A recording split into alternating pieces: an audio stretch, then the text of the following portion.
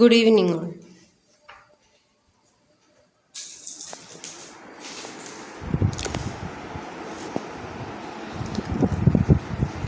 Today we discuss about the computer programming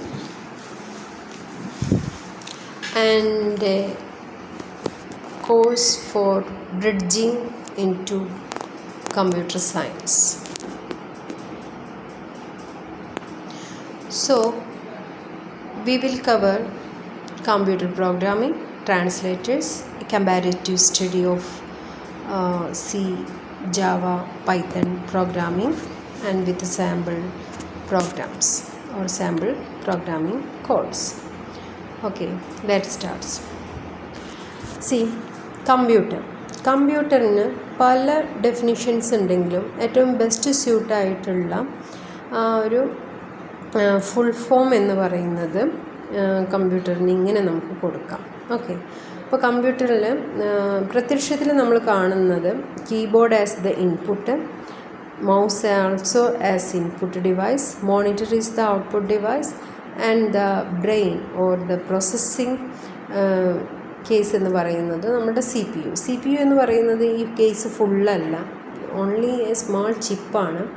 പക്ഷേ ആ chip പലവരുമായിട്ട് connect ചെയ്തിട്ട് അതെല്ലാം ഒരു കേസിൻ്റെ അകത്താക്കി വെച്ചിരിക്കുകയാണ്. ഓക്കെ, അപ്പോൾ യഥാർത്ഥത്തിൽ കമ്പ്യൂട്ടറിൻ്റെ പ്രോസസ്സ് എന്ന് പറയുന്നത് കുറച്ച് ഇൻപുട്ടുകൾ കൊടുത്തു കഴിഞ്ഞാൽ അവരത് പ്രോസസ്സ് ചെയ്ത് അതിൻ്റെ റിസൾട്ട് നമുക്ക് പ്രൊവൈഡ് ചെയ്യും. സോ കമ്പ്യൂട്ടറിൻ്റെ definition, computer stands for C for common operating machine purposely used for technological educational research. So ഇതൊന്ന് ഓർത്തിരിക്കുക, പല ഇൻ്റർവ്യൂകളിലും ചോദിക്കാറുണ്ട്. Then here, what is A computer? Computer programmable ആണ്. പ്രോഗ്രാം എഴുതി അതിനെക്കൊണ്ട് കുറച്ച് കാര്യങ്ങൾ നമുക്ക് ചെയ്യിപ്പിക്കാം. പിന്നെ ഒരു ഇലക്ട്രോണിക് ഡിവൈസാണ്, ടി വിയെ പോലെ തന്നെയാണ്. ഓക്കെ, ദാറ്റ് ആക്സെപ്റ്റ് ഡാറ്റ, പുറമേ നിന്ന് ഡാറ്റ സ്വീകരിക്കും, perform operations on that data, ആ ഡാറ്റയുടെ മുകളിൽ കുറച്ച് പെർഫോമൻസ് ഓപ്പറേഷൻസ് കാഴ്ചവെക്കും. അതിനുശേഷം പ്രസൻറ്റ് ദ റിസൾട്ട് പ്രസൻറ്റ് ചെയ്യും. എങ്ങനെ വേണമെങ്കിലും പ്രസൻറ്റ് ചെയ്യും, ടാബുലർ ഫോമിൽ, ഒരു പാരഗ്രാഫ് ഫോമിൽ, just as text or picture, graphs, audio, video, as a printing, hard copy, okay, 3D printer എല്ലാം ഉണ്ട്. അതിൻ്റെയൊക്കെ പ്രൊഡക്റ്റുകളായിട്ടും ഒക്കെ നമുക്ക് റിസൾട്ട് പ്രസൻറ്റ് ചെയ്യും. വേണമെങ്കിൽ നമുക്ക് സ്റ്റോറും ചെയ്യാം പിന്നീടേക്കുള്ള ആവശ്യത്തിന് വേണ്ടി. ഇപ്പോൾ സപ്പോസ് ഒരു ഇൻ്റർമീഡിയറ്റ് റിസൾട്ടാണെന്ന് വിചാരിക്കാം. സപ്പോസ് നമ്മളുടെ equation A+B within bracket C+D. Okay, അപ്പോൾ ഈ A+ കഴിഞ്ഞാൽ നമുക്കൊന്ന് വേണമെങ്കിൽ ചെറുതായിട്ട് സ്റ്റോർ ചെയ്യാം, പിന്നീട് അതെടുത്തിട്ട് വീണ്ടും കാൽക്കുലേഷൻ പ്രൊസീഡ് ചെയ്യാം ആ ഇക്വേഷൻ. അപ്പോൾ അതിനൊക്കെ നമുക്ക് എന്ത് ചെയ്യാം, ഈ ഒരു സംഭവം അതിനൊക്കെ പറ്റിയ ഒരു ഇലക്ട്രോണിക് മെഷീനാണ് നമ്മളുടെ കമ്പ്യൂട്ടർ. അപ്പോൾ യഥാർത്ഥത്തിൽ ഡാറ്റ എന്ന് പറഞ്ഞാൽ എന്താ, റോ മെറ്റീരിയൽ ഓഫ് ഇൻഫോർമേഷൻ. അതായത് ഒരു ഇൻഫോർമേഷൻ എന്ന് പറഞ്ഞാൽ അതിന് മീനിങ് ഉണ്ട്, മീനിങ് ലെസ്സാണ് നമ്മളുടെ ഡാറ്റ. അപ്പോൾ ഡാറ്റ റോ മെറ്റീരിയലാണ്, ഇൻഫോർമേഷൻ്റെ റോ മെറ്റീരിയലാണ്. ഓക്കെ, അപ്പം മീനിങ് ഇല്ലാത്തൊരു ഡാറ്റയെ മീനിങ് ഫുള്ളാക്കുന്നത് ഡാറ്റ പ്രോസസ്സിംഗ് എന്നുള്ള പ്രോസസ്സ് വഴിയാണ്. ഓക്കെ, അത് നടത്തുന്ന മെഷീനാണ് നമ്മുടെ കമ്പ്യൂട്ടർ. അപ്പോൾ നമുക്ക് ഈ മെഷീനെ EDP എന്ന് വേണമെങ്കിൽ വിളിക്കാം. EDPയുടെ full form electronic data processing machine. Okay, ഡാറ്റയെ പ്രോസസ്സ് ചെയ്യുന്ന ഒരു ഇലക്ട്രോണിക് മെഷീനാണ് നമ്മുടെ കമ്പ്യൂട്ടർ. അപ്പോൾ ഇവിടെ എല്ലാം ഇൻക്ലൂഡ് ചെയ്തിട്ടുള്ളൊരു എക്സ്പ്ലനേഷനാണ്. A computer is an electronic machine that take data and instructions, work with the data, അതിനെ പ്രോസസ്സിംഗ് എന്ന് പറയുന്നു. ദെൻ പുട്ട് ഔട്ട് ഇൻഫോർമേഷൻ, അതിന് ഔട്ട്പുട്ട് എന്ന് പറയുന്നു. ഡാറ്റ പ്ലസ് ഇൻസ്ട്രക്ഷൻസ് ആണ് ഇൻപുട്ട്, പ്രോസസ്സ് ചെയ്ത് ഔട്ട്പുട്ട്. ഓക്കെ, ഇനി ഒരു കമ്പ്യൂട്ടറിൽ എന്തെല്ലാം ഉണ്ട്, ഹാർഡ്വെയർ ഉണ്ട്, സോഫ്റ്റ്വെയർ ഉണ്ട്. ഓക്കെ, അപ്പോൾ ഹാർഡ്വെയർ ഏതൊക്കെയാണ്, ഇൻപുട്ട് ഡിവൈസുകൾ, ഔട്ട്പുട്ട് ഡിവൈസുകൾ, CPU, മെമ്മറി, ഇതെല്ലാം ഹാർഡ്വെയറാണ്. ഫിസിക്കലി നമുക്ക് ടച്ചബിൾ ആണോ, അതെല്ലാം ഹാർഡ്വെയർസാണ്. നമ്മൾ കാണാതെ നമ്മളെ ഹെൽപ്പ് ചെയ്യുന്ന കുറച്ച് കോഡുകളുണ്ട്, അവരാണ് നമ്മളുടെ സോഫ്റ്റ്വെയർസ്. സോഫ്റ്റ്വെയർ രണ്ട് വിധം, സിസ്റ്റം സോഫ്റ്റ്വെയറും ഉണ്ട്, ആപ്ലിക്കേഷൻ സോഫ്റ്റ്വെയറും ഉണ്ട്. സിസ്റ്റം സോഫ്റ്റ്വെയർ എന്ന് പറഞ്ഞാൽ സിസ്റ്റത്തെ ഹെൽപ്പ് ചെയ്യുകയാണ്. അതായത് ഈ ഹാർഡ്വെയേഴ്സിനെ യൂസർ എന്ന ഹ്യൂമൻ ബീയിങ്സിന് ആപ്റ്റാക്കി കൊടുക്കുക, എങ്ങനെ യൂസ് ചെയ്യണം എന്നുള്ള നിർദ്ദേശങ്ങളൊക്കെ. അപ്പോൾ അതിൽ പെട്ടതാണ് ഓപ്പറേറ്റിംഗ് സിസ്റ്റം. അപ്പോൾ ഒരു മനുഷ്യരുടെ കാര്യം, ഒരു സിസ്റ്റത്തിൻ്റെ കാര്യം എടുക്കുകയാണെങ്കിൽ നമ്മളുടെ ഈ ബോഡി ഉണ്ടല്ലോ, ഓക്കെ, അപ്പോൾ ഫിസിക്കൽ ബോഡിയാണ് നമ്മളുടെ മെഷീന്, ഓക്കെ. അപ്പോൾ അത് നമ്മളിലെ സോൾ, ആത്മാവാണ് സോഫ്റ്റ്വെയർ, ഓക്കെ. പിന്നെ ഇലക്ട്രിക്കൽ പവറാണ് ജീവൻ. നമുക്ക് ജീവൻ വരുമ്പോഴാണ് ശ്വാസോച്ഛ്വാസം കാര്യങ്ങളൊക്കെ നടക്കുന്നത്, അല്ലേ? അപ്പോൾ അതാണ് ഇലക്ട്രിക്കൽ പവർ എന്ന് പറയുന്നത്. അപ്പോൾ നമുക്ക് ഇപ്പോൾ എല്ലാ മനുഷ്യർക്കും പൊതുവായിട്ടൊരു സംഭവമുണ്ട്. എന്താ, ഇപ്പോൾ ഫുഡ് കഴിക്കണമെങ്കിൽ അല്ലെങ്കിൽ മൂവ് ചെയ്യണമെങ്കിൽ കാല് കൊണ്ട് നടന്ന് മൂവ് ചെയ്യുക, അങ്ങനെയുള്ള കുറച്ച് കാര്യങ്ങളുണ്ടല്ലോ, ബേസിക്കായിട്ടുള്ള കാര്യങ്ങൾ. അതായത് നമ്മളുടെ ബോഡിയെ നമ്മൾ എങ്ങനെയൊക്കെ യൂസ്ഫുൾ ആക്കാം, നമ്മളുടെ യൂസേജിന് അല്ലെങ്കിൽ യൂസ്ഫുള്ളിന് എന്നുള്ളതാണ് ആക്ച്വലി എന്ത് ഓപ്പറേറ്റിംഗ് സിസ്റ്റം ചെയ്യുന്നത്. അതൊരു സിസ്റ്റം സോഫ്റ്റ്വെയർ ആണ്, ഓക്കെ. ബേസിക് കാര്യങ്ങൾ. ഇനി ഒരു വ്യക്തി അങ്ങനെ എഡ്യൂക്കേഷനൊക്കെ കൊടുത്ത് ഒരു സ്പെഷ്യൽ ഏരിയയിൽ ഭയങ്കരമായിട്ട് നോളേജ് നേടി അയാൾ ആ ഒരു മേഖലയിൽ വർക്ക് ചെയ്യും. അപ്പോൾ അതെല്ലാവർക്കും കഴിയണമെന്നില്ല. സപ്പോസ് ഇപ്പോൾ ഒരു എൻജിനീയർ, ഒരു ഡോക്ടർ, അല്ലെങ്കിൽ ഒരു സോഫ്റ്റ്വെയർ എൻജിനീയർ, അല്ലെങ്കിൽ ഒരു ചാർട്ടേഡ് അക്കൗണ്ടൻറ്റ്, അപ്പോൾ അവരൊക്കെ ആ പ്രത്യേക മേഖലയിൽ പെർഫെക്റ്റാണ്, സ്കിൽഡാണ്, ഓക്കെ. അപ്പോൾ അവർക്കായിട്ട് ഉള്ള ഒരു സംഭവം ഉണ്ടാവുമല്ലോ, അതായത് പ്രത്യേക ടാസ്കിന് വേണ്ടി ഉണ്ടാക്കുന്ന കുറച്ച് സോഫ്റ്റ്വെയറുകളുണ്ട്. അവരെയാണ് നമ്മൾ ആപ്ലിക്കേഷൻ സോഫ്റ്റ്വെയർസ് എന്ന് പറയുന്നത്. മനസ്സിലായോ?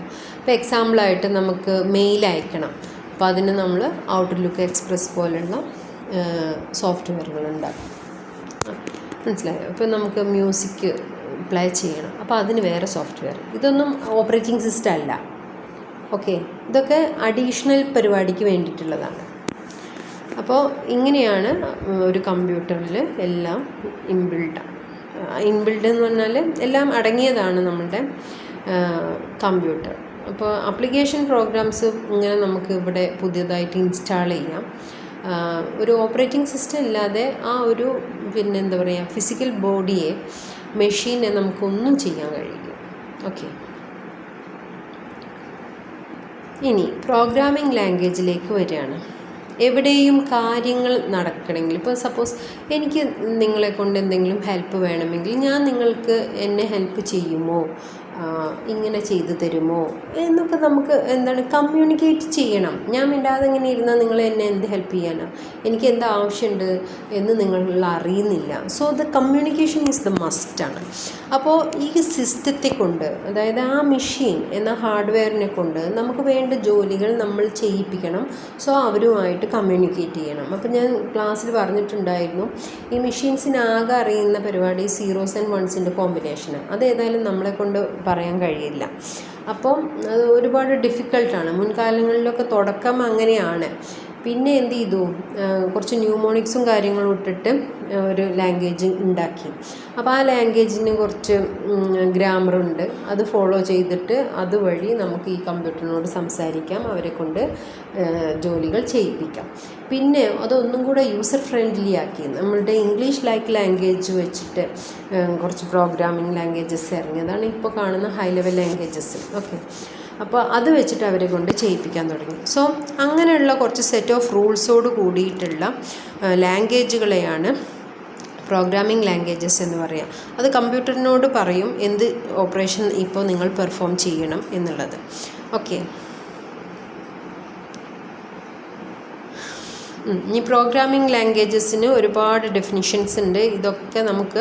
ഇതാണ് ഒരു സെറ്റ് ഓഫ് നൊട്ടേഷൻ സിസ്റ്റമാണ് describing computation in A machine readable and human readable form. നമുക്കും മനസ്സിലാവണം, അവർക്കും മനസ്സിലാവണം, ഓക്കെ. ഒരു ഇൻ്റർമീഡിയറ്റ് ആയിരിക്കണം. Programming language is A tool for developing executable models four A class of problem domains. ഒരുപാട് പ്രോബ്ലങ്ങൾക്ക് സൊല്യൂഷനായിട്ട് മോഡൽസ് ക്രിയേറ്റ് ചെയ്യാനും നമ്മൾ ഇവരെ കൊണ്ട് പറയിപ്പിക്കുകയാണ്. സോ അതിനുള്ള ടൂളും കൂടിയാണ് എന്ത് പ്രോഗ്രാമിംഗ് ലാംഗ്വേജ്. മറ്റൊരു ഡെഫിനിഷനിലേക്ക് വരികയാണ്. നാച്ചുറൽ ലാംഗ്വേജ് എന്ന് പറഞ്ഞാൽ അതിൽ വേർഡ്സ് ഉണ്ട്, സിമ്പിൾസ് ഉണ്ട്, ഗ്രാമാറ്റിക്കൽ റൂൾസ് ഉണ്ട് അല്ലേ. അപ്പോൾ ഇപ്പോൾ ഇംഗ്ലീഷ് ആയാലും ഹിന്ദി ആയാലും ഏത് ഭാഷ എടുക്കുകയാണെങ്കിലും അതിനൊരു വേർഡ്സുകളുണ്ട്. അവരെ കൂട്ടി ഇണക്കിയ സെൻറ്റൻസ് ആവും. ഫുൾ സ്റ്റോപ്പ്, കോമ അങ്ങനെയുള്ള സിമ്പലുകളുണ്ട്. പിന്നെ അത് എവിടെയൊക്കെ യൂസ് ചെയ്യണം അത് വെച്ചിട്ടുള്ള ഒരു ഗ്രാമാറ്റിക്കൽ റൂള് അല്ലേ. അപ്പോൾ അതേപോലെ പ്രോഗ്രാമിംഗ് ലാംഗ്വേജിന് ഈ പറഞ്ഞ കാര്യങ്ങളൊക്കെ ഉണ്ട്. അപ്പോൾ അതായത് ഗ്രാമറുണ്ട്. അപ്പോൾ പ്രോഗ്രാമിംഗ് ലാംഗ്വേജിൻ്റെ ഗ്രാമാറ്റിക്കൽ റൂൾസിനെയാണ് നമ്മൾ വിളിക്കുന്ന പേരാണ് the technical name for the grammar of A programming language is syntax. Okay, syntax. അപ്പോൾ സിൻടാക്സ് റൂൾസ് ഫോളോ ചെയ്യുക എന്ന് പറഞ്ഞാൽ grammar of the programming language. അപ്പോൾ ഓരോ പ്രോഗ്രാമിംഗ് ലാംഗ്വേജിനും ഡിഫറെൻറ്റ് സിൻടാക്സ് റൂൾസാണ്. ഇനി പ്രോഗ്രാമിംഗ് ലാംഗ്വേജിൻ്റെ ലെവലുകൾ ഓരോ ജനറേഷനിലൂടെ മൂവ് ചെയ്യുമ്പോഴും ഇപ്പോൾ എത്തി നിൽക്കുന്നത് ഹൈ ലെവൽ പ്രോഗ്രാമിങ്ങിലാണ്. അത് കണ്ടോ, ക്ലാസ് ട്രയാങ്കിൾ, ഫ്ലോട്ട് സർഫസ്, ഇതൊക്കെ നമുക്ക് വായിക്കാൻ പറ്റുന്നു. That is like English language ആണ്. ഓക്കെ, അതേസമയം അതിൻ്റെ കുറച്ച് തൊട്ടടുത്ത് ലോ ലെവൽ പ്രോഗ്രാമിങ്ങിൽ അസംബ്ലിയിൽ എഴുതിയതാണ് ലോഡ് R1 to B.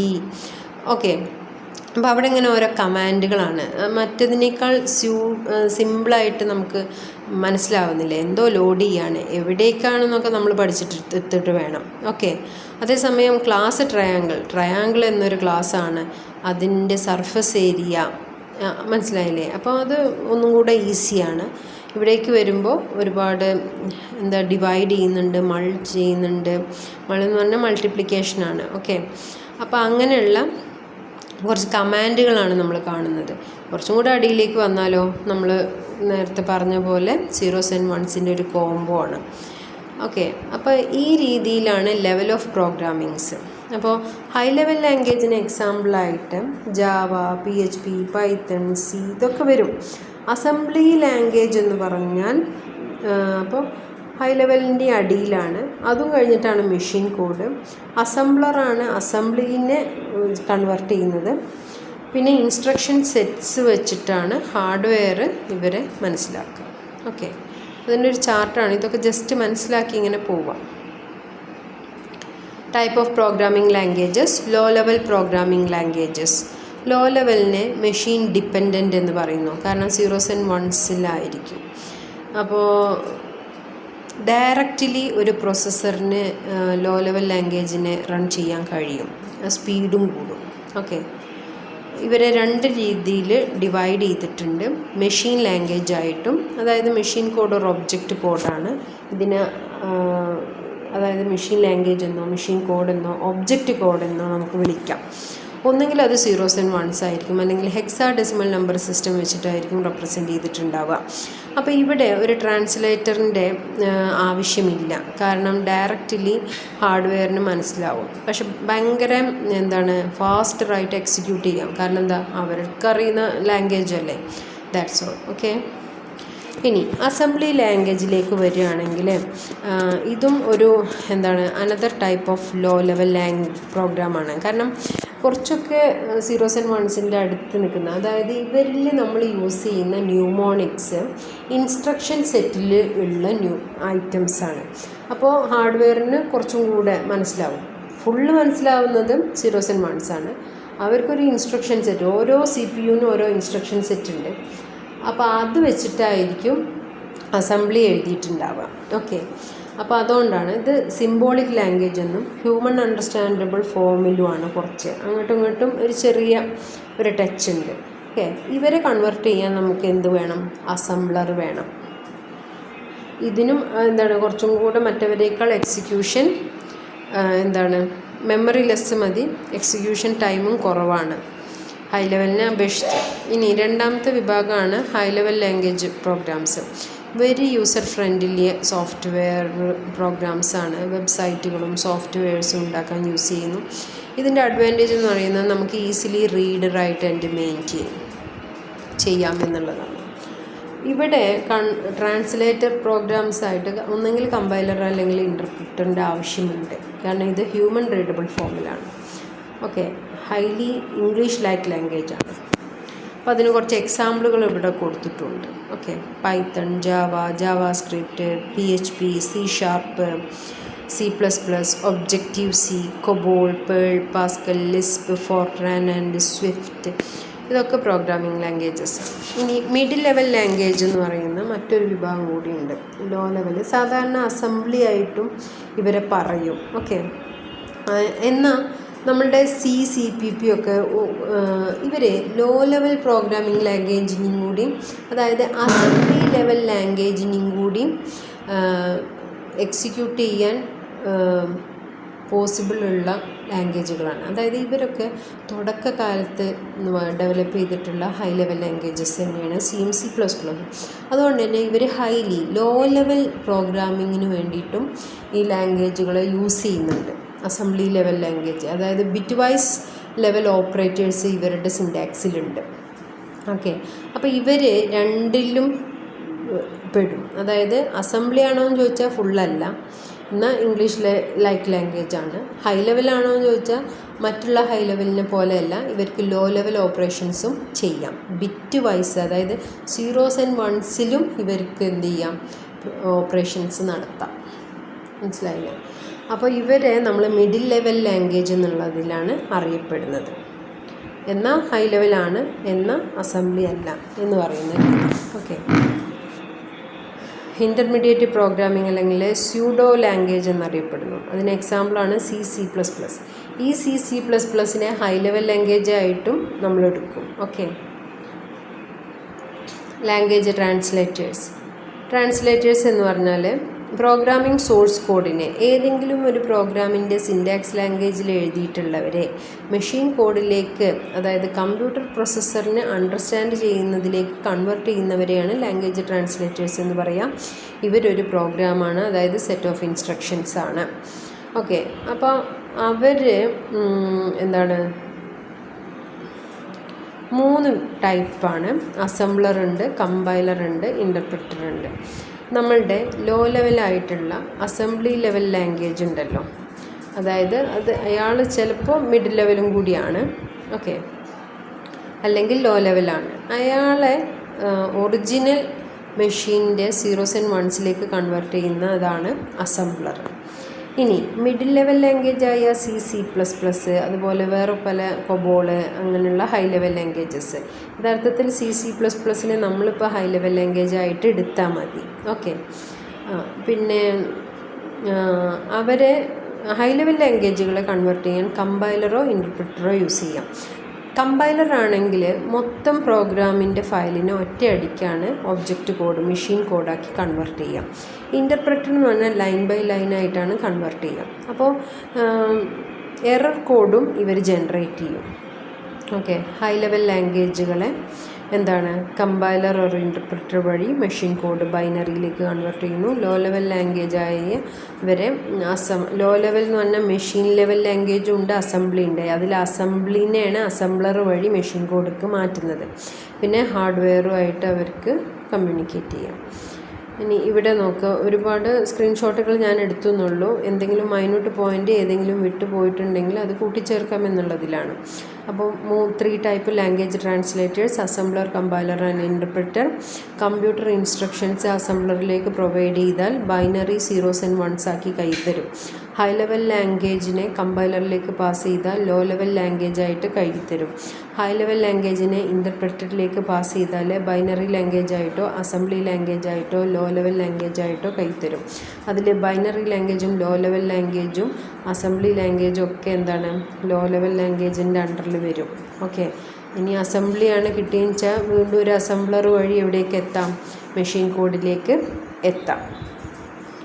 കമ്പൈലറിൻ്റെ കേസിൽ ഇപ്പോൾ മൊത്തം പ്രോഗ്രാമിനെ ഫയലിനെ ഒറ്റയടിക്ക് ടാർഗറ്റ് പ്രോഗ്രാം അല്ലെങ്കിൽ ഒബ്ജക്റ്റ് കോഡിലേക്ക് കൺവേർട്ട് ചെയ്യുന്നു കമ്പൈലർ.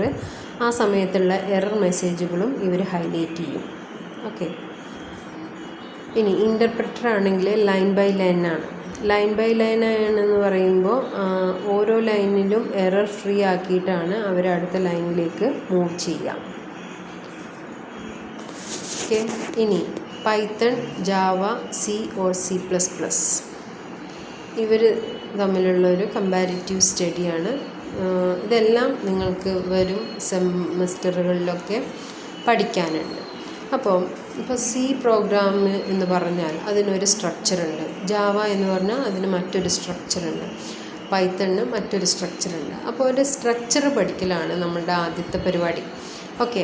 അപ്പോൾ ഇതിൽ ചില സ്ട്രക്ചറുകൾ മാത്രമേ മാൻഡേറ്ററി ആയിട്ടുള്ളതാവും, ബാക്കി ചിലതൊക്കെ എന്തായിരിക്കും, ഓപ്ഷണലായിരിക്കും. ഓക്കെ. അപ്പോൾ ഡോക്യുമെൻറ്റേഷൻ സെക്ഷനാണ് ഫസ്റ്റ് വൺ. ഡോക്യുമെൻറ്റേഷൻ സെക്ഷൻ എന്ന് പറഞ്ഞാൽ ആരാണ് ഈ ഒരു പ്രോഗ്രാമിംഗ് കോഡിൻ്റെ ഓതർ, ഇത് എന്ത് പർപ്പസിന് വേണ്ടി എഴുതി, ഇത് എന്ന് എഴുതി, ഏത് സിസ്റ്റത്തിൽ കമ്പൈൽ ചെയ്തു, ഏത് സിസ്റ്റത്തിൽ റൺ ചെയ്തു, ഓക്കെ, ഇങ്ങനെയുള്ള സംഭവങ്ങളാണ് ഡോക്യുമെൻറ്റേഷൻ. പിന്നെ ഈ ഡോക്യുമെൻറ്റേഷനിലെ സ്റ്റേറ്റ്മെൻറ്റുകളെ നമ്മൾ കമൻറ്റ്സ് എന്നറിയപ്പെടും. ഓക്കെ. അപ്പോൾ അവർക്ക് പ്രോഗ്രാമിംഗ് അതായത് സോഴ്സ് കോഡിലെ ഫയലിലെ എവിടെ വേണമെങ്കിലും പ്രത്യക്ഷപ്പെടാം. അതായത് ഇപ്പോൾ നമുക്ക് ഒരാൾ ഈ പ്രോഗ്രാം വായിക്കുകയാണ്, ഓരോ പ്രോഗ്രാം കോഡുകളും എന്താണ് ഉദ്ദേശിക്കുന്നത് എന്ന് വേണമെങ്കിൽ അവിടെ എഴുതി വെക്കാം. അത് കമ്പൈലർ മൈൻഡ് ചെയ്യില്ല, അത് റീഡിങ് പർപ്പസിന് വേണ്ടിയിട്ടുള്ളതാണ്. ഒരു പ്രോഗ്രാം റീഡ് ചെയ്യുന്ന ഒരാൾക്കുള്ള ഹെൽപ്പിംഗ് ഡോക്യുമെൻറ്റേഷനാണ്.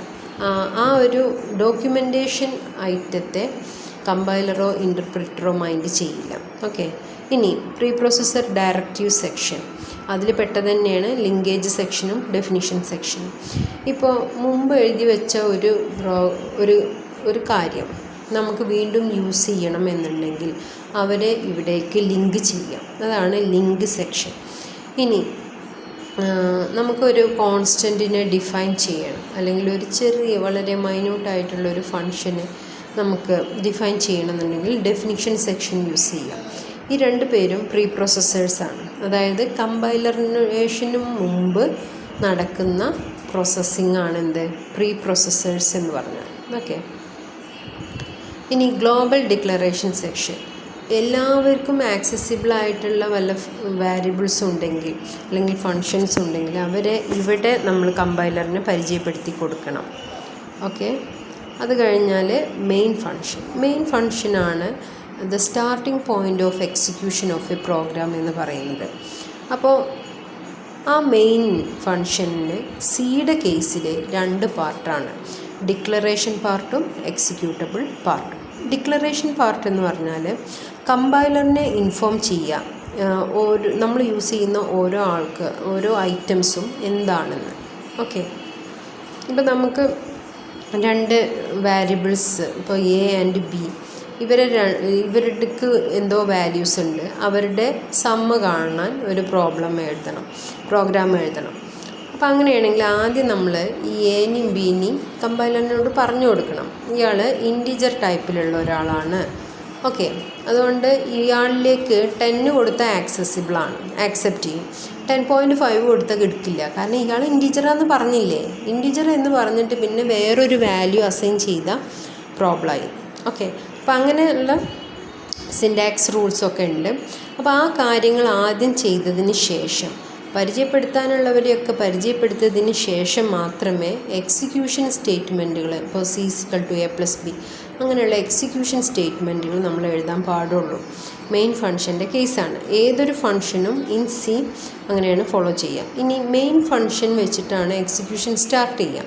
മെയിനിൻ്റെ അണ്ടറിൽ വരുന്ന ഒരുപാട് ഫങ്ഷൻസും നമുക്ക് എഴുതാം, അതാണ് അടുത്ത സെക്ഷൻ. അപ്പോൾ ഇതിലെ മാൻഡേറ്ററി സെക്ഷൻ എന്ന് പറയുന്നത് മെയിൻ ഫങ്ഷനാണ്. അതേപോലെ പ്രീ പ്രോസസ്സർ ഡയറക്റ്റീവ്സിൽ ആരെങ്കിലും ആവശ്യമുണ്ടെങ്കിൽ അവരെയും കൊണ്ടുവരാം. ഓക്കെ. അപ്പോൾ ഇവിടെ ഒരു എക്സാമ്പിൾ കൊടുത്തിട്ടുണ്ട്, #include stdio.h. നമ്മൾ ഈ പ്രോഗ്രാമിൽ യൂസ് ചെയ്യുന്ന ഡിസ്പ്ലേക്ക് വേണ്ടി യൂസ് ചെയ്യുന്ന ഒരു ഫങ്ഷനാണ് printf. ഓക്കെ. ഈ printfനെ നേരത്തെ എഴുതി വെച്ചിട്ടുള്ള ഒരു ഫയലാണ് stdio.h. Standard input output header file എന്നുള്ള മീനിങ് ആണ് അതിന്. ഓക്കെ. അതിൻ്റെ അകത്തുണ്ട് printf എന്ത് ചെയ്യണം എന്ന് എഴുതി വെച്ചിരിക്കുന്നു. ഓക്കെ. അപ്പോൾ അവരെ വിളിക്കുക മാത്രമാണ് നമ്മളിവിടെ ചെയ്യുന്നത്. അപ്പോൾ അവരിലേക്ക് നമ്മൾ കൊടുക്കുന്നതൊക്കെ നമുക്ക് സ്ക്രീനിൽ അവർ ഡിസ്പ്ലേ ചെയ്ത് കാണിച്ചു തരും. അപ്പോൾ അവരെ യൂസ് ചെയ്യണമെന്നെങ്കിൽ അവരുടെ ഡെഫിനിഷൻ ഇവിടെ വരണം. അപ്പോൾ അത് ലിങ്ക് ചെയ്തിരിക്കുകയാണ്.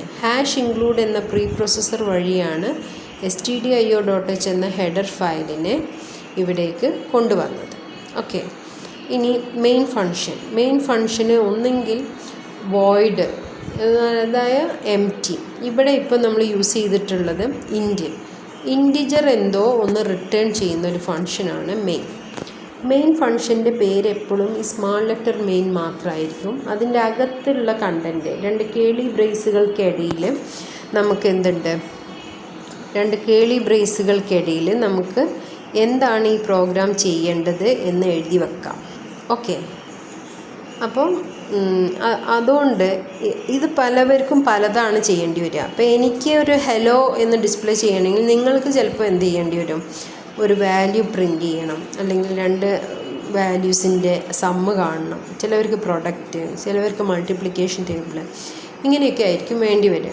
അപ്പോൾ അത് നമ്മളുടെ കൺസെപ്റ്റാണ് എന്ത് വേണമെന്നുള്ളത്. സോ നമ്മളാണ് ആ കോഡ് എഴുതേണ്ടത്. ഓക്കെ. അപ്പോൾ ഈ കോഡ് നമ്മളുടെ ഇഷ്ടത്തിന് നമ്മൾ എഴുതുന്നതാണ്.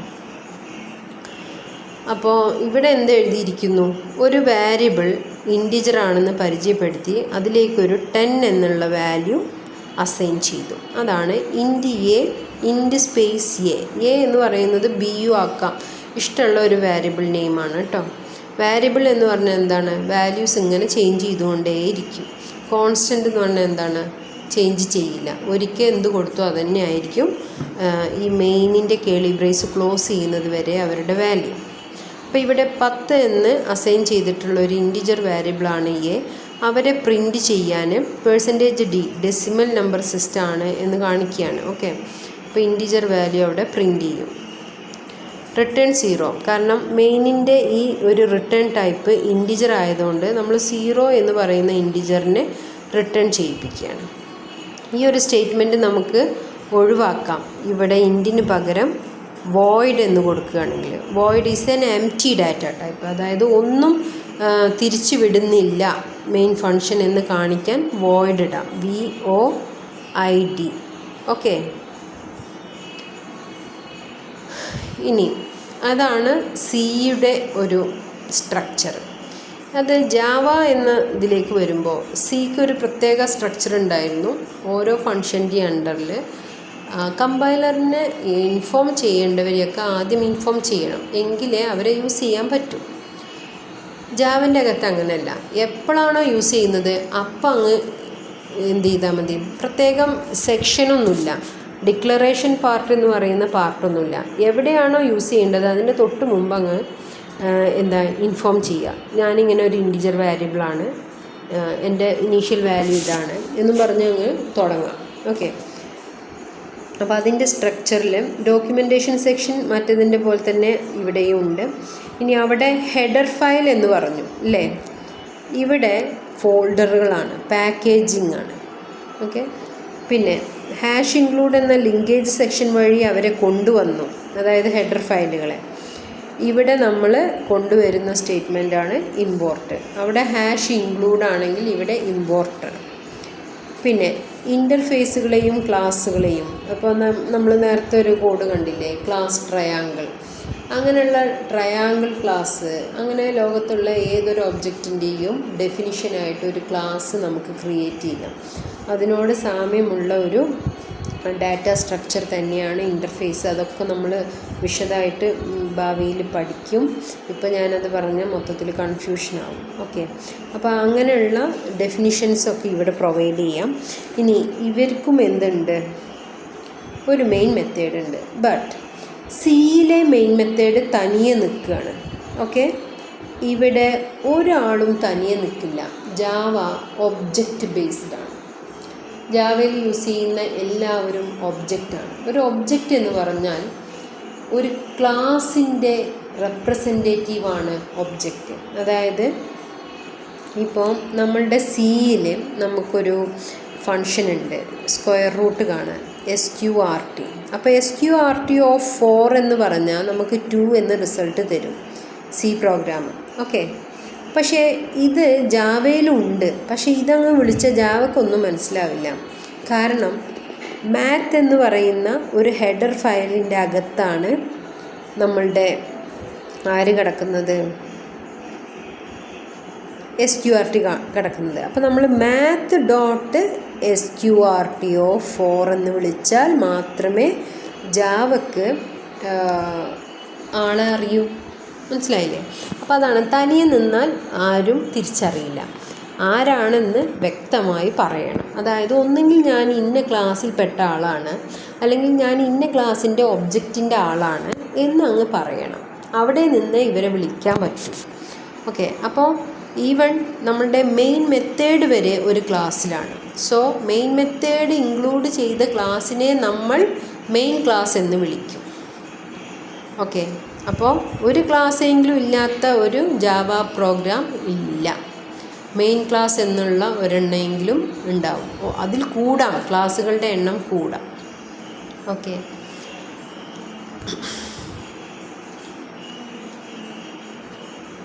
ഇനി അടുത്തത് പൈത്തണിൻ്റെ സ്ട്രക്ചർ ഇങ്ങനെയാണ്. പക്ഷേ ഇതൊക്കെ ഓപ്ഷണലാണ്. നമ്മളങ്ങ് കോഡ് എഴുതുന്നു, അത് തന്നെയാണ് പൈത്തൺ എന്ന് പറയും. അപ്പോൾ യഥാർത്ഥത്തിൽ അതിനും ഒരു സ്ട്രക്ചർ ഉണ്ട്. ഡോക്യുമെൻറ്റേഷൻ സെക്ഷൻ ഉണ്ട്, ഇമ്പോർട്ട് സ്റ്റേറ്റ്മെൻ്റ് ഉണ്ട്, ഗ്ലോബൽ ഡിക്ലറേഷൻ സെക്ഷൻ ഉണ്ട്, ക്ലാസ് സെക്ഷൻ ഉണ്ട്, ഡാറ്റ മെമ്പേഴ്സ് ഉണ്ട്, മെമ്പർ ഫങ്ഷൻസ് ഉണ്ട്, സബ് പ്രോഗ്രാം സെക്ഷൻസ് ഉണ്ട്, പ്ലേ ഗ്രൗണ്ട് സെക്ഷനുണ്ട്. അപ്പം ഇനി നമ്മൾ ഈ പ്ലേ ഗ്രൗണ്ട് സെക്ഷനിലാണ് കളിക്കുക. ഓക്കെ. ബാക്കിയുള്ളവരൊക്കെ വേണമെങ്കിൽ മാത്രം യൂസ് ചെയ്യുക എന്നുള്ള രീതിയാണ്. അപ്പോൾ ഇവിടെ ഞാൻ സിയിലും ജാവയിലും പൈത്തണിലും ഒരു ഹെലോ മെസ്സേജ് പ്രിൻ്റ് ചെയ്യുന്ന പ്രോഗ്രാമാണ്. അപ്പോൾ #include_stdio.h, കാരണം നമ്മൾ പ്രിൻ്റ് ചെയ്യണം. പ്രിൻ്റ് യൂസ് ചെയ്യണമെങ്കിൽ ആളങ്ങോട്ട് കൊണ്ടുവരണം സ്റ്റാൻഡേർഡ് ഇൻപുട്ട് ഔട്ട്പുട്ട് ഹെഡർ ഫയലിൽ. അപ്പോൾ അത് കൊണ്ടുവന്നു.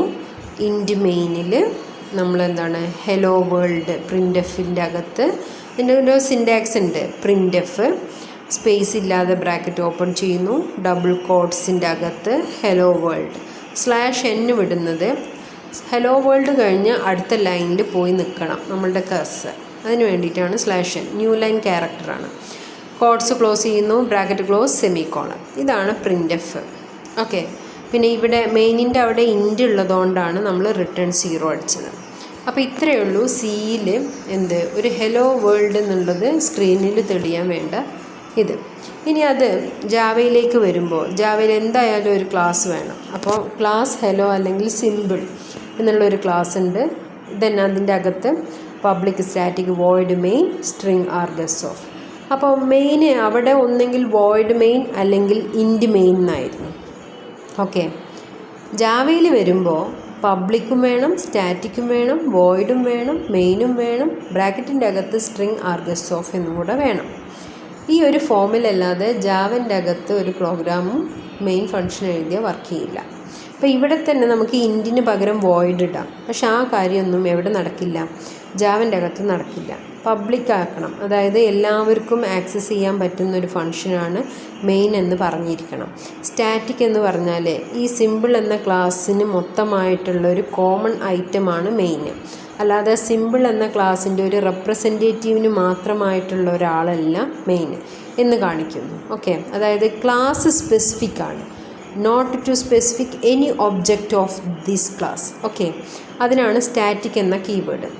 ഒക്കെ സ്മാൾ ലെറ്ററാണ് കീവേഡ്സ് കേട്ടോ. വോയിഡ് ഒന്നും റിട്ടേൺ ചെയ്യുന്നില്ല എന്ന് കാണിക്കാനാണ് വോയിഡ്. ഇനിയിപ്പോൾ ഇവിടെ ഒരു റിട്ടേൺ സ്റ്റേറ്റ്മെൻറ്റ് കൊടുത്ത് ഇവിടെ ഇൻറ്റാക്കാൻ പറ്റുമോ? ജാവൻ്റെ അകത്ത് അതും പറ്റത്തില്ല. ഓക്കെ. പിന്നെ മെയിൻ ഫംഗ്ഷൻ ഞാൻ നേരത്തെ പറഞ്ഞ പോലെ സ്മാൾ ലെറ്ററിലാണ് എഴുതുക. യൂസറാണ് അതിൻ്റെ ബോഡി എഴുതുക. അതായത് എന്ത് ചെയ്യണം മെയിൻ ഫംഗ്ഷൻ എന്ന് എഴുതി വെക്കുക നമ്മളാണ്, യൂസ് ചെയ്യുന്നവരാണ്. പക്ഷെ എപ്പോഴും അവരുടെ നെയിം മെയിനായിട്ട് തന്നെ നിലനിൽക്കും. ഓക്കെ. പിന്നെ വിത്തിൻ ബ്രാക്കറ്റ് അവിടെ എംറ്റി ആയിരുന്നു. ചില സമയത്ത് സിയിലും നമ്മൾ ആർഗ്യുമെൻറ്റ്സ് ഇടാറുണ്ട്, പാസ് ചെയ്യാണ്. അപ്പോൾ ഇവിടെ എപ്പോഴും എന്താണെന്ന് വെച്ചാൽ നമ്മൾ റൺ ചെയ്യുന്ന സമയത്ത് നമ്മൾ കുറച്ച് എക്സ്ട്രാ ഐറ്റംസ് പാസ് ചെയ്തിട്ടുണ്ടെങ്കിൽ അവരെ ക്യാച്ച് ചെയ്യാൻ നിൽക്കുന്ന കമാൻഡ് ലൈൻ ആർഗ്യുമെൻറ്റ്സ് ആണ് ആ ആർഗ്യുമെൻറ്റ്സിനെ ക്യാച്ച് ചെയ്യാൻ നിൽക്കുന്നവരാണ് ഇവിടെ സ്ട്രിങ് ഒബ്ജക്റ്റുകളുടെ ഒരു അറേ. ഓക്കെ, അപ്പോൾ അത് അങ്ങനെ തന്നെ എഴുതണം. ഇനി പ്രിൻ്റ് പകരം ഇവിടെ എന്താണ്, തനിയെ പ്രിൻ്റ് LN ആണ് ഇവിടെ യൂസ് ചെയ്യുക. പ്രിൻറ്റും യൂസ് ചെയ്യും, പ്രിൻ്റ് LNും യൂസ് ചെയ്യും. /Nന് പകരമാണ് അവിടെ പ്രിൻ്റ് എഫിൻ്റെ അകത്ത് /N ഇട്ടതിന് തുല്യമാണ് പ്രിൻ്റ് LN. ഓക്കെ, അപ്പോൾ നമ്മളിവിടെ /N പിന്നീട് ഇട്ടില്ല, വേണമെങ്കിൽ ഇടാം. അപ്പോൾ 2 ലൈൻ അവിടെ കാണും. ഒന്ന് പ്രിൻ്റ് LNൻ്റെ ഒരു ലൈനും പിന്നെ /Nൻ്റെ മറ്റൊരു ലൈനും. അതും പോസിബിളാണ്. ഓക്കെ, ഇനി ഇവിടെ ഇപ്പോൾ SQRT തനിയെ നിൽക്കില്ല, അതേപോലെ മെയിൻ ഫംഗ്ഷൻ ഒരു ക്ലാസ്സിൻ്റെ അകത്താണ് നമ്മൾ എഴുതുക എന്നൊക്കെ പറഞ്ഞ പോലെ തന്നെ പ്രിൻ്റ് LN എവിടെയുള്ള ആളാണ്, സിസ്റ്റം എന്ന ക്ലാസ്സിൻ്റെ ഔട്ട് എന്ന ഒബ്ജക്റ്റിൻ്റെ ആളായിട്ടാണ് നിൽക്കുക. അപ്പോൾ എപ്പോഴും system.out.println എന്ന് മാത്രമേ നമുക്ക് എന്ത് ചെയ്യാൻ പറ്റുള്ളൂ, വിളിക്കാൻ പറ്റുള്ളൂ. പ്രിൻ്റ് LN എന്ന് വിളിച്ചാലൊന്നും ജാവക്ക് ആളെ മനസ്സിലാവില്ല. ഓക്കെ, അപ്പോൾ ഇവിടെ ഹലോ ജാവ, ഇവിടെ നമ്മൾ പ്രിൻ്റ് ചെയ്തത് ഹലോ വേൾഡ് അല്ലെങ്കിൽ ഹലോ ഫ്രം സി എന്നൊക്കെ പറയാം. ഇനി പൈത്തണിലേക്ക് വരികയാണെങ്കിൽ മെയിൻ ഫംഗ്ഷനും ഇതൊന്നും എഴുതണ്ട. ജസ്റ്റ് നമുക്ക് എന്താണോ പ്രിൻ്റ് ചെയ്യേണ്ടത് ദെൻ അത് പ്രിൻ്റ് എന്ന് പറഞ്ഞിട്ട് അങ്ങ് കൊടുക്കുക. ഫംഗ്ഷൻ ബ്രാക്കറ്റ് ഉണ്ട്, അതായത് സാധാ ബ്രാക്കറ്റ്, പാരന്തസിസ് ഉണ്ട്, അതേപോലെ ഡബിൾ കോഡ്സോ സിംഗിൾ കോട്ടോ യൂസ് ചെയ്യാം. അതിൽ പ്രശ്നമില്ല, രണ്ടും പൈത്തൺ ആക്സെപ്റ്റ് ചെയ്യും. പിന്നെ സെമിക്കോളൻ ഇല്ല. ഓക്കെ, ജാവക്കും പിന്നെന്താണ് സിക്കും ഒക്കെ ഓരോ ലൈൻ എൻഡ് ചെയ്യുമ്പോഴും ഓരോ സ്റ്റേറ്റ്മെൻറ്റ് എൻഡ് ചെയ്യുമ്പോഴും ഓരോ ലൈനിലും സെമിക്കോളൻ ഉണ്ടാവണമെന്ന് നിർബന്ധമില്ല.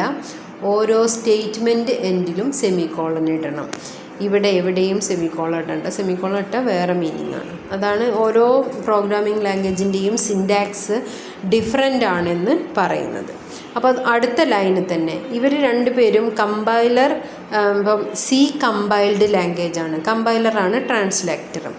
ഒരു പ്രോഗ്രാമിംഗ് ലാംഗ്വേജിന് തീരുമാനിക്കാം ഞങ്ങളുടെ ട്രാൻസ്ലേറ്റർ ആരാവണമെന്ന്. അപ്പോൾ സി തീരുമാനിച്ചത് സി ഈസ് എ കമ്പൈൽഡ് ലാംഗ്വേജാണ്. ജാവ ഈസ് എ മിക്സ്ഡ് ആണ്, കമ്പൈലും ചെയ്യും ഇൻ്റർപ്രിറ്റും ചെയ്യും. അതായത് കമ്പൈലേഷന് ശേഷമുള്ള കോഡിനെ ലോകത്ത് ഒരു മെഷീനും മനസ്സിലാവില്ല. ആകെ മനസ്സിലാവുന്നത് വിർച്വൽ മെഷീനാണ്, അതായത് ഇല്ലാത്തൊരു മെഷീൻ, ടച്ച് ചെയ്യാൻ പറ്റാത്തൊരു മെഷീന് മാത്രം മനസ്സിലാവുള്ളൂ. അയാൾ അവരെ ഇൻ്റർപ്രിറ്റ് ചെയ്യും. അപ്പോൾ കമ്പൈലേഷന് ശേഷം ഇൻ്റർപ്രിറ്റും ചെയ്താൽ മാത്രമേ നമുക്ക് ഔട്ട്പുട്ട് വ്യൂ ചെയ്യൂ. ഓക്കെ, അപ്പോൾ ഡബിൾ ഐറ്റമാണ് ആര്, ജാവ. അപ്പോൾ ഇൻ്റർപ്രിറ്റർ പൈത്തൺ എന്താണ്, ഒരു ഇൻ്റർപ്രിറ്റർ ലാംഗ്വേജാണ്. അപ്പോൾ പ്രിൻ്റ് നമ്മളൊരു മെസ്സേജ് കൊടുത്തു, അത് തൊട്ടടുത്ത് തന്നെ പ്രിൻ്റ് ചെയ്താൽ കൈത്തരും. കാരണം അത് അപ്പം തന്നെ എന്ത് ചെയ്തു, കൺവെർട്ട് ചെയ്തു. ഓക്കെ, ഇനി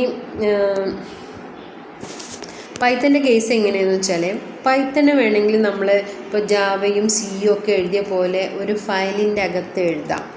അതേസമയം ഒരു കമാൻഡ് പ്രോംപ്റ്റിൽ നമ്മൾ കൊടുത്താൽ ഉടനെ നമുക്ക് എന്ത് ചെയ്യാം, ഒരു റിസൾട്ടുകളും വ്യൂ ചെയ്യാം.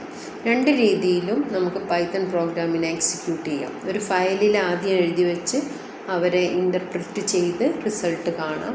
ഇല്ലെങ്കിൽ ലൈൻ ബൈ ലൈൻ എക്സിക്യൂഷനായിട്ട് ഒരു കമാൻഡ് കൊടുക്കുന്നു, അതിൻ്റെ റിസൾട്ട് അപ്പം തന്നെ കിട്ടുന്നു. ആ രീതിയിലും നമുക്ക് എന്ത് ചെയ്യാം, പൈത്തൺ എക്സിക്യൂട്ട് ചെയ്യാം.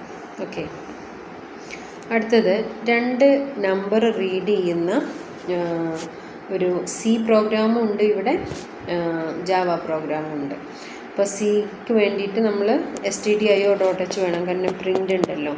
പിന്നെ ഇവിടെ ക്ലിയർ ചെയ്യാൻ, സ്ക്രീനെ ഒന്ന് ക്ലിയർ ചെയ്യാൻ പലതും ഇങ്ങനെ വരും. നമ്മൾ ചോദിക്കുന്നതിനനുസരിച്ചൊക്കെ നമ്മളുടെ സിസ്റ്റം ഇങ്ങനെ പ്രിൻ്റ് ചെയ്തുകൊണ്ട് വരും. അപ്പോൾ അതൊന്ന് ക്ലിയർ സ്ക്രീനിലായിരിക്കണം നമ്മളുടെ ഈ പ്രോഗ്രാമിൻ്റെ ഔട്ട്പുട്ട് വരേണ്ടത് എന്ന് കാണിക്കാൻ വേണ്ടിയിട്ട് ഒരു CLR SCR എന്നുള്ള ഫംഗ്ഷൻ നമ്മൾ വിളിക്കുന്നുണ്ട്. സോ ആ ഫംഗ്ഷൻ നിൽക്കുന്ന ഹെഡർ ഫയൽ conio.h. ഓക്കെ, അപ്പോൾ ആ conio.h നമ്മളുടെ ലിനക്സ് പ്ലാറ്റ്ഫോമിൽ അവൈലബിൾ അല്ല. ഓക്കെ, വിൻഡോസിൽ ഓക്കെയാണ്. അപ്പോൾ നമ്മളത് വല്ലാതെ ഇപ്പോൾ യൂസ് ചെയ്യാറില്ല. അധിക സിസ്റ്റംസും ലിനക്സ് പ്ലാറ്റ്ഫോമിലാണ് ഇപ്പോൾ റൺ ചെയ്യുന്നത് കേട്ടോ, ഉബുണ്ടു. ഓക്കെ, അപ്പോൾ ആ 2 ഹെഡർ ഫയലുകളെ ഇൻക്ലൂഡ് ചെയ്തു. അതിനുശേഷം മെയിൻ ഫംഗ്ഷൻ ഓപ്പൺ ചെയ്തു. ആദ്യം ഡിക്ലറേഷൻ പാർട്ടാണ്, അതായത് നമ്മൾ ഇൻഫോം ചെയ്യണം നമ്മൾ യൂസ് ചെയ്യുന്നത് എന്തൊക്കെയാണെന്ന്. എ, ബി ആൻഡ് സം എന്ന് പറയുന്ന 3 വേരിയബിൾസ് നമ്മൾ യൂസ് ചെയ്യുന്നുണ്ട്. ഇവരെല്ലാവരും ഇൻറ്റിജേഴ്സാണ്. എന്നിട്ട് അതിന് ശേഷം എക്സിക്യൂഷൻ സ്റ്റാർട്ട് ചെയ്തു. നമ്മൾ ആദ്യം തന്നെ എന്ത് ചെയ്യാണ്, നമ്മളുടെ സ്ക്രീന് ഔട്ട്പുട്ട് വരുന്ന സ്ക്രീന് ക്ലിയർ ചെയ്തു. ഓക്കെ, അതിനുശേഷം നമുക്കൊരു മെസ്സേജ് വരും. അതായത് നമ്മൾ പ്രിൻ്റ് എഫിൽ എന്ത് കൊടുത്താലും അത് നമ്മളുടെ സ്ക്രീനിൽ തെളിയും. അപ്പോൾ എൻ്റർ വാല്യൂ ഫോർ എ എന്ന് പറയുന്ന ഒരു വേരിയബിളിന് നിങ്ങൾ വാല്യൂ എൻ്റർ ചെയ്യുന്നുള്ളൊരു മെസ്സേജാണ് വരുന്നത്. അപ്പോൾ നമ്മൾ കീബോർഡ് വഴി എന്ത് ചെയ്യണം, ഒരു വാല്യൂ ടൈപ്പ് ചെയ്യണം. ഇപ്പോൾ സപ്പോസ് 5ഓ 10ഓ അങ്ങനെ എന്തെങ്കിലും ഒരു വാല്യൂ, അങ്ങ് 65 അങ്ങനെ എന്തെങ്കിലുമൊക്കെ, ഇപ്പോൾ 40 അങ്ങനെ എന്തെങ്കിലും വാല്യൂസ് എന്ത് ചെയ്യാം, ടൈപ്പ് ചെയ്യാം. അത് സ്കാൻഎഫ് എന്നുള്ള ഫംഗ്ഷന് എ എന്ന വേരിയബിളിലേക്ക് എടുക്കും, ഇൻറ്റിജറായിട്ട് എടുക്കും. അതാണ് %d.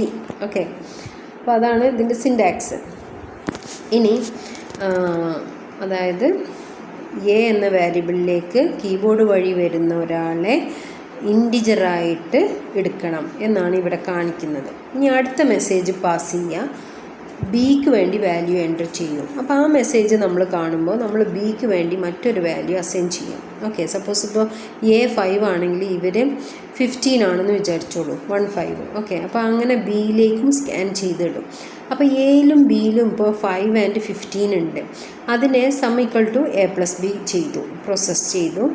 അപ്പോൾ അതിൻ്റെ sum of the given 2 numbers എന്നും പറഞ്ഞിട്ട് %d ഉള്ള സ്ഥലത്ത് ഈ സം എന്ന വേരിയബിളിലെ വാല്യൂ അവിടെ വരും. Okay, sum of the given numbers of 2 numbers 20 എന്ന് കിട്ടും. 5ഉം 15ഉം അല്ലേ, വേറെ വല്ല നമ്പറും കൊടുത്താൽ അതിൻ്റെ സം കിട്ടും. അപ്പോൾ ആ ഔട്ട്പുട്ട് വ്യൂ ചെയ്യൂ എന്ന് കാണിക്കാൻ ഒരു ഗെറ്റ് CH, ഇതും കോണിയോ ഡോട്ടച്ചിലാണ്. ഓക്കെ, അപ്പോൾ ഇങ്ങനെയാണ് ഈ ഒരു C പ്രോഗ്രാമിങ്ങിൻ്റെ ഇത് വരുന്നത്. അപ്പോൾ ഇതിലിപ്പോൾ ലിങ്കേജ് സെക്ഷൻ എടുത്തിട്ടുണ്ട്, മെയിൻ ഫംഗ്ഷനും. ഓക്കെ, മെയിൻ ഫംഗ്ഷനിൽ ഡിക്ലറേഷൻ പാർട്ടാണ് first line, int a b sum. CLR SCR മുതൽ ഗെറ്റ് CH ഓഫ് വരെ ഉള്ളത് എന്താണ്, എക്സിക്യൂഷൻ പാർട്ടാണ്. ഓക്കെ, സോ ഇനി ഈ ഒരു സംഭവം 2 നമ്പർ ആഡ് ചെയ്യാനുള്ള ഈ ഒരു സംഭവം നമ്മളുടെ ജാവയിൽ എങ്ങനെ ചെയ്യും. ജാവയിൽ എന്തായാലും ഒരു ക്ലാസ് വേണം. സോ ക്ലാസ് add1 എന്ന് പേര് കൊടുത്തു. Public static void main string args of, അത് അങ്ങനെ തന്നെ എഴുതാം, മെയിൻ ഫംഗ്ഷൻ.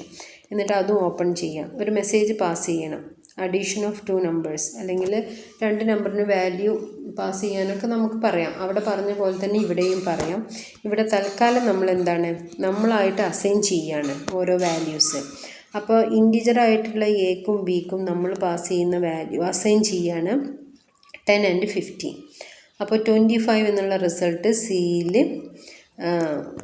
a+b ചെയ്താൽ കിട്ടും. ദെൻ ആ സീനെ നമ്മൾ റിസൾട്ട് ഈസ് എന്ന് പറഞ്ഞിട്ട് പ്രിൻ്റ് ചെയ്യാണ്. പ്രിൻറ്റിങ് സ്റ്റേറ്റ്മെൻറ്റ് പ്രിൻ്റ് എഫിന് പകരം ഇവിടെ ഏതാണ്, println. തനിയെ ഒരാളും ജാവയിൽ നിൽക്കില്ല. So system.out.println. നമുക്ക് ഇവിടെയും റിസൾട്ട് കിട്ടും. ഇനി ഇതേ സംഭവം നമ്മൾ പൈത്തണിൽ ചെയ്യുകയാണെങ്കിൽ n ആൻഡ് m ആണ് നമ്മളുടെ 2 വേരിയബിൾസ്. അവിടെ a b യൂസ് ചെയ്തതിന് പകരം ഇവിടെ n ആൻഡ് m ആണ്. അപ്പോൾ input enter value for n എന്നുള്ള മെസ്സേജ് കൊടുക്കുക. അപ്പോഴേ നമുക്ക് എന്തോ ചെയ്യാനുണ്ട് സ്ക്രീനിൽ എന്നറിയുള്ളൂ. അല്ലാതെ വെറും ഇൻപുട്ട് വിളിച്ചാൽ നമ്മൾ ആരെങ്കിലും കീബോർഡിൽ പ്രസ് ചെയ്യുമോ? ഇല്ല. ഒരു മെസ്സേജ് കാണണം, എൻ്റർ വാല്യൂ ഫോർ n. അപ്പോൾ നമ്മളൊരു നമ്പർ കൊടുക്കും. ആ നമ്പർ കൊടുക്കുന്നത് കംപ്ലീറ്റ് എന്തായിരിക്കും, സ്ട്രിങ് ആണ്. ഓക്കെ, ജാവൻ്റെ അകത്തും പൈത്തണിലൊക്കെ നമ്മൾ കൊടുക്കുന്നത് എന്തും സ്ട്രിങ് ആണ്. സോ അതിനെ കൺവെർട്ട് ചെയ്യണം. ഇപ്പോൾ %d ആണ് കൺവെർട്ട് ചെയ്തത്. ഓക്കെ, സിയിൽ. ജാവയിൽ പിന്നെ നമ്മളായിട്ട് അസൈൻ ചെയ്തിരിക്കുകയാണ്. അപ്പോൾ അവിടെ കുറച്ചും കൂടെ വേറെ ഫങ്ഷൻസ് യൂസ് ചെയ്യണം. അതുകൊണ്ട് ഞാനിപ്പോൾ അത് സ്കിപ്പ് ചെയ്തതാണ്. ഇവിടെ നമ്മൾ യൂസ് ചെയ്യുന്നത് ഇൻപുട്ട് എന്നുള്ള ഫങ്ഷനാണ്. അപ്പോൾ ഒരു മെസ്സേജ് പാസ് ചെയ്താൽ നമ്മൾ ആരെങ്കിലും ടൈപ്പ് ചെയ്യും. ആ ടൈപ്പ് ചെയ്ത വാല്യൂ എന്നിലേക്ക് ഇൻറ്റിജർ, ഇൻറ്റ് എന്ന് പറയുന്ന മൊത്തം കൺവെർട്ടറാണ്, അത് കൺവെർട്ട് ചെയ്ത് എന്നിലേക്ക് ഇടും. Same case for m.